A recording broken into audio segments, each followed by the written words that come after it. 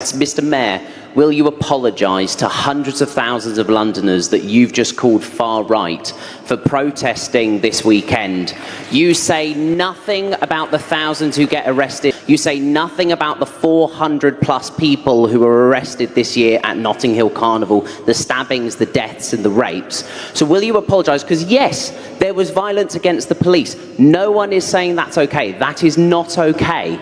But there's conflicting reports about who actually committed that violence, and some reports say it was actually by Stand Up to Racism and anti-protesters. So will you apologise to British Londoners, which is part of our diversity? We're such a brilliant, diverse capital, because all you ever do is disagree with people and call them far right. Why are they far right? Is it because they love the Union Jack? Is it because they love this country? Okay, I think you've answered the question now. Thank you very much. Does that... In terms of the second question, look, I think our flag is something that should be a symbol of unity, not a symbol of hatred. And I've been quite clear. There were tens of thousands of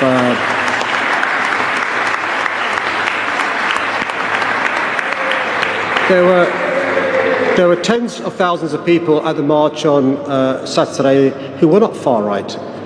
But the march was organised by the far right.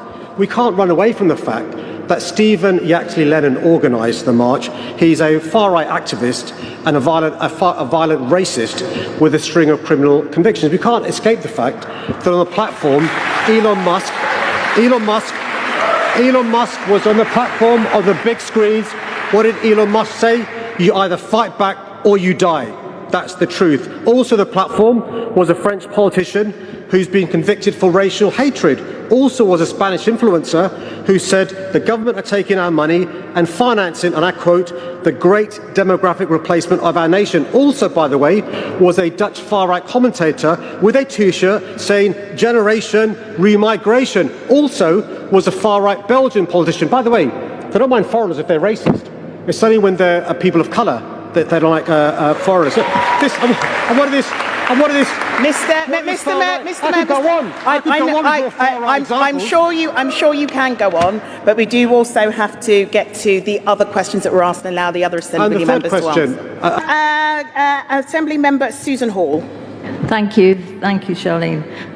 It's somewhat typical that the Mayor started his answer by blaming somebody else, because that's what he does all the time, and some of us are sick to death of it. So if I start off, I agree with my colleague here about front counters. We're on the Police and Crime Committee together, and we have been fighting this from the minute we knew about it. The Deputy Mayor knew about it as well in November. It's such a shame that they don't think to share this with us, because we'd have started campaigning against it straight away. So my colleague has answered beautifully over that, and we will continue to fight because people want their front counters. The Mayor promised he'd keep them, but you cannot rely on anything he says.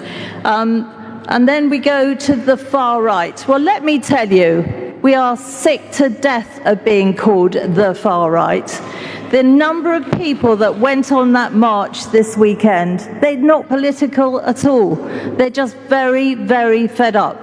They're very fed up with this Labour government and the problems they're causing. They've been fed up with this Labour mayor for a very long time, and they wanted to walk through the streets so that people would know.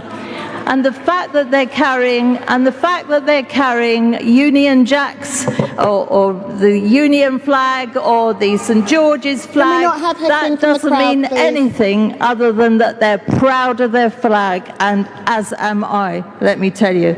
They're not far right, and I wish you'd stop calling people far right. This is what he always used to do to opponents. Okay, Susan Hall, are you going to be answering the question? I am. I don't believe you are answering the question. Well, I think I am, but I'll move on to the next bit if you like. Carnival. 3 minutes ago, Susan Hall did what no one else in City Hall had the courage to do. She turned the tables on Sadiq Khan's team and left them scrambling, exposed and utterly embarrassed. This was not just a heated exchange, it was a dismantling. Point by point, Hall tore through the polished spin, the excuses and the smug deflections, leaving Khan's allies looking like amateurs caught off guard. The chamber fell silent, not out of respect, but because every word hit like a hammer, revealing truths that the mayor's team could not deny and dared not answer. What Susan Hall delivered today was not a show, it was a reckoning. For years, Khan's administration has built its image on slogans and staged outrage. But when faced with hard evidence and direct accountability, their confidence collapsed. Hall began with cold precision, reminding everyone of recent failures under Khan's leadership, failures in policing, public safety, and transparency. Her words carried the frustration of Londoners tired of promises that never become reality. With a steady voice, she reminded the chamber this was not political theater. It was about life on the streets, where crime is climbing and trust in leadership is sinking. She pulled no punches. The numbers were devastating and she knew it. Knife crime rising year after year, police morale sinking to historic lows, transport systems collapsing under poor management, all laid bare without hesitation. Then, with sharp intent, she turned directly to Khan's closest allies, demanding they defend his record and explain how Londoners were safer, better off, or more hopeful under this leadership. What followed was not a defense, it was silence, with shifting eyes and weak mutters drowned out by the weight of Hall's attack. The brilliance of her move was in its timing. She struck at the very moment Khan's team believed they controlled the narrative, when they assumed brushing off criticism with rehearsed sound bites would work. But Hall flipped the script, citing evidence, reports, and testimonies that could not be dismissed. Her questions were so simple that avoiding them only made the silence louder. Where is the accountability? She asked. Where is the responsibility for the promises you made and broke? Those words echoed in the chamber and even louder in the minds of viewers across the country. Her tactic was deliberate. By framing her challenge around the lived experiences of ordinary Londoners, she exposed how out of touch Khan's team had become, unable to recognize the frustration boiling outside their political bubble. She was not just calling out incompetence, she was exposing the arrogance of leaders who think they are untouchable. That is why the moment felt raw and electric. This was not about minor disagreements or policy details. It was about truth colliding with spin. Then came the final humiliation. One of Khan's allies attempted a rebuttal armed with the same recycled statistics from press conferences, but Hall was ready. She dismantled the argument in seconds, pointing out contradictions, exposing omissions, and cutting through the misleading narrative. What was meant to be a confident defense became a public disaster, a clumsy collapse in front of colleagues and cameras alike. You could almost feel the shift in the room, the authority slipping away from Khan's team, the sense that their grip on the story had finally been broken. This was more than a clash of politicians. It was a lesson in what happens when truth meets weakness. Susan Hall knew the power of precision, the force of clear questions, and the weight of evidence. She left Khan's team not only looking foolish, but stripped of their defensive. And as the dust settled, one question remained. If they cannot withstand the scrutiny of one determined opponent, how can they claim to lead the capital through crisis after crisis? What followed was not political theater. It was a revelation of weakness at the very heart of Khan's administration. Her sentence struck with the weight of evidence that could not be ignored as she moved from exposing failures in policing and safety to highlighting the culture of denial that has defined Khan's leadership. It was not enough, she argued, that the mayor's team had allowed crises to unfold. It was their refusal to admit those failures and their constant effort to spin every scandal into a supposed success that betrayed the people of London. Most of all, Hall accused them of building their entire strategy on silence, hoping that if they ignored criticism long enough, the public would eventually forget. But the public has not forgotten, and in that chamber, with cameras rolling and eyes fixed on her, she made sure they never would. Her words tore through the usual defenses, as Khan's allies often rely on comparing London to other cities, blaming circumstances beyond their control, or accusing critics of partisanship.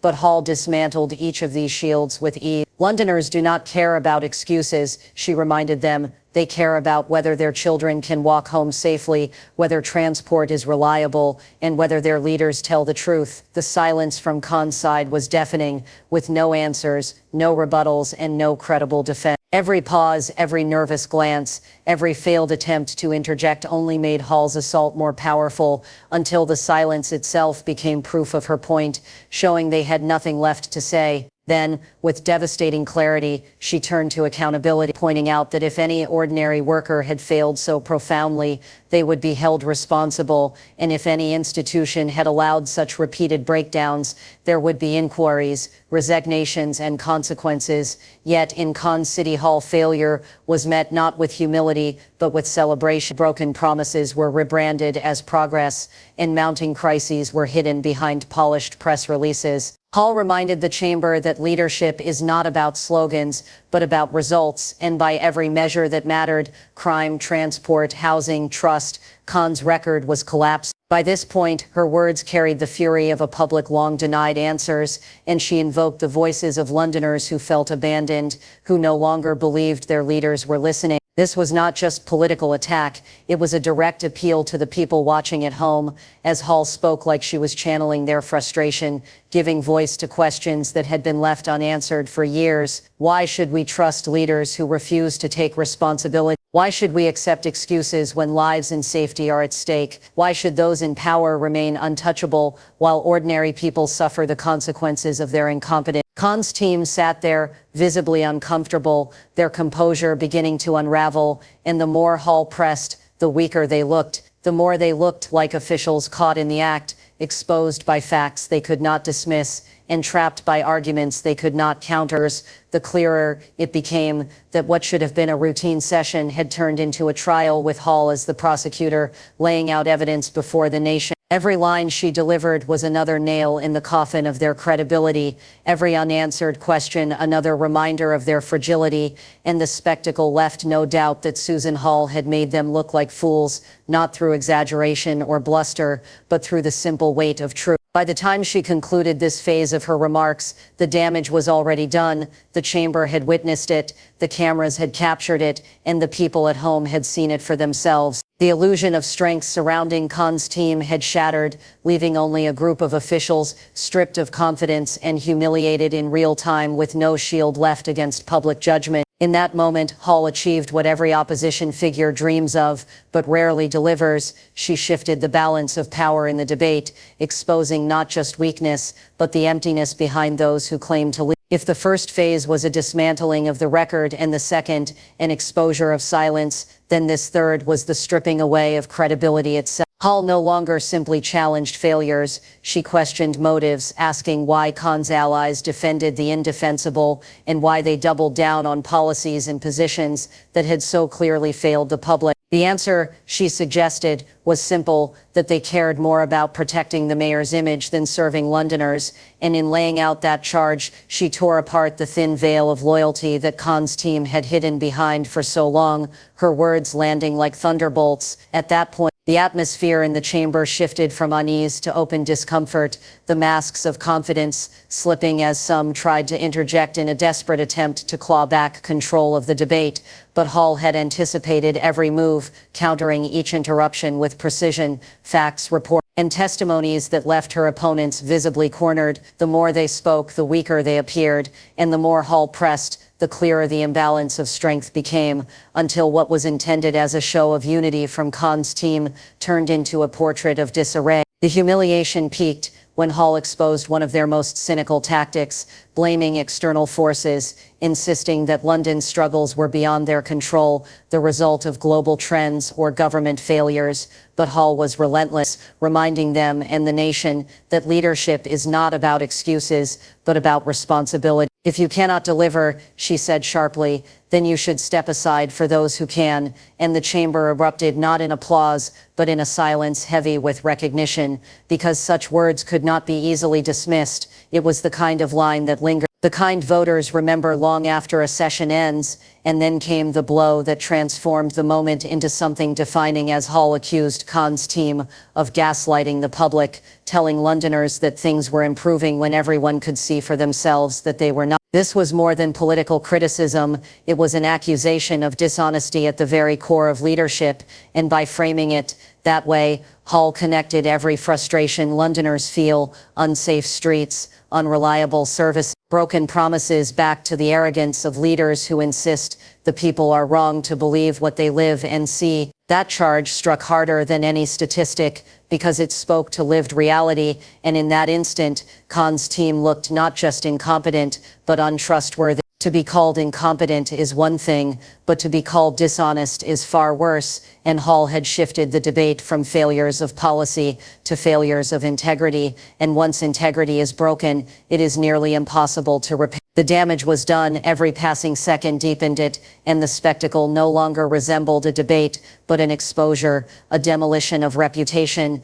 a moment echoing far beyond the walls of the chamber. Susan Hall did not simply argue, she revealed. She pulled back the curtain on a leadership grown complacent, arrogant, and untouchable, and in doing so showed the public exactly why Khan's allies looked so foolish, because when stripped of their talking points and faced with undeniable truth, they had nothing left to stand on. By this stage, the chamber no longer looked like a debate, but a trial where only one side held the evidence, and Hall had already stripped away Khan's talking points, dismantled his allies' defenses, and exposed their complicity. What came next was even more devastating, because Hall turned from failures of leadership to questioning the moral compass of those surrounding the mayor, asking the question none of Khan's allies dared confront. If they truly believed they were serving Londoners, why did their actions so consistently betray them? Her attack was ruthless yet precise, showing how decisions were driven not by necessity, but by politics,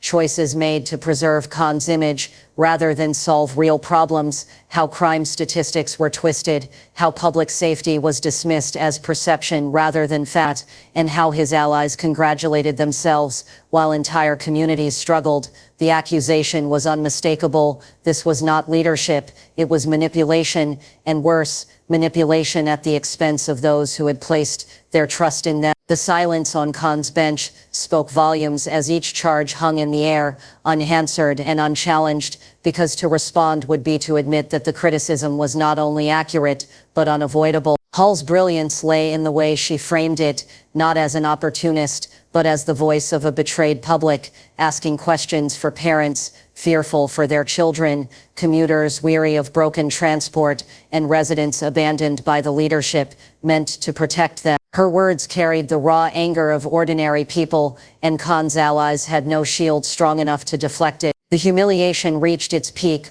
when Hall reminded the chamber of promises made by Khan's administration: safer streets, affordable housing, cleaner transport, and recited them with surgical precision, only to contrast them with the present reality of broken pledges and worsening conditions.